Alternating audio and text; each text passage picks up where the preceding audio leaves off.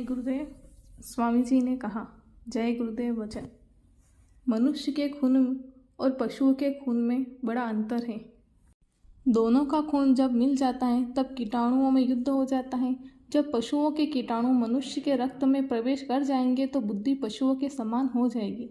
दवा इंसानों की खाओगे, बीमारी लग गई जानवरों की, कैसे दूर होगी। आगे एक बहुत जालिम आदमी आएगा। वह इतना जालिम होगा कि उसके आगे किसी का वश नहीं चलेगा।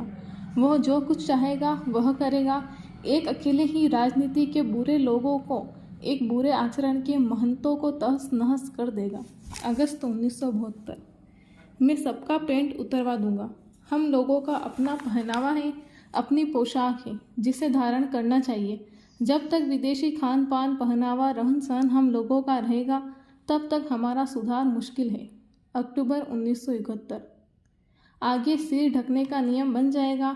गेट पर लिखकर टांग दिया जाएगा कि वही सत्संग में बैठ सकता है जिसका सिर ढका हो। जुलाई 1993।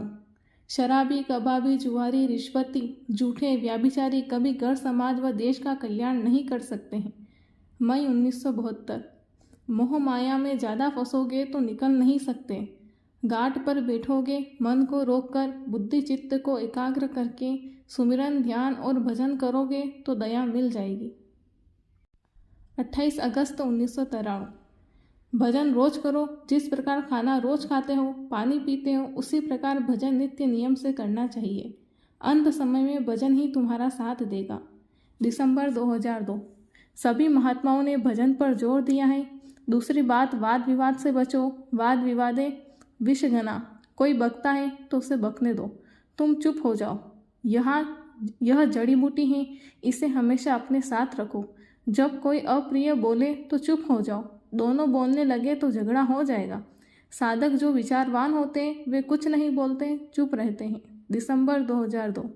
एक स्त्री परम पूज्य स्वामी जी महाराज के सामने आकर रोने लगी क्योंकि शादी के 10 साल हो गए, उसे बच्चा नहीं था। स्वामी जी ने उसे समझाया कि इतने जन्मों में तुमने बच्चे पैदा किए, अभी तक मन नहीं भरा।